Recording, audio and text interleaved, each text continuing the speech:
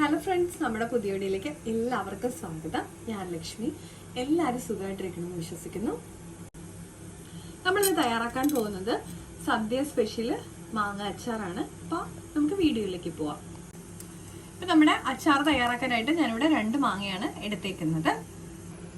അപ്പം നമ്മുടെ മാങ്ങ ഞാനിങ്ങനെ പീസ് ചെയ്തെടുത്തിട്ടുണ്ട്. നമുക്കിതിന് ചെറുതായിട്ട് കട്ട് ചെയ്ത് കൊടുക്കാം. അപ്പം നമ്മുടെ മാങ്ങയൊക്കെ ഇവിടെ പീസ് ചെയ്തെടുത്ത് വെച്ചിട്ടുണ്ട്.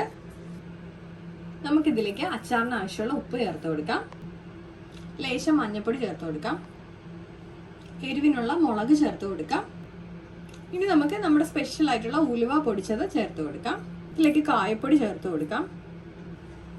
നമുക്കിതിലേക്ക് ആദ്യം ലേശം വെളിച്ചെണ്ണ ഒഴിച്ചു കൊടുക്കാം.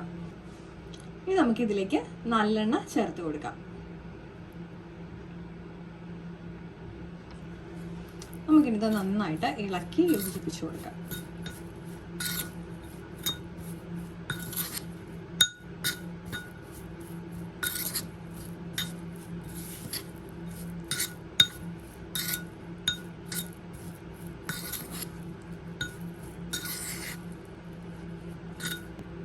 ഇപ്പം ഇത് ഞാൻ നന്നായിട്ട് മിക്സ് ചെയ്ത് വെച്ചിട്ടുണ്ട്. നമുക്കിടുന്നൊരു അരമണിക്കൂർ മാറ്റി വെച്ചാൽ മതി.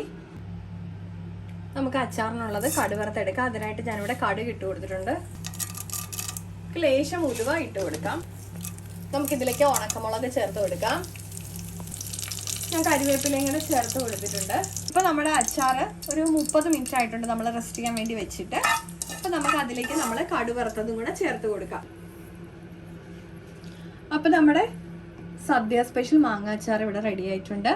വളരെ ടേസ്റ്റിയാണ്, വളരെ എളുപ്പത്തിൽ നമുക്ക് തയ്യാറാക്കി എടുക്കാൻ പറ്റും. അപ്പോൾ എല്ലാവരും ട്രൈ ചെയ്ത് നോക്കുമെന്ന് വിശ്വസിക്കുന്നു. മറ്റൊരു വീഡിയോ കാണും വരെ നന്ദി, നമസ്കാരം.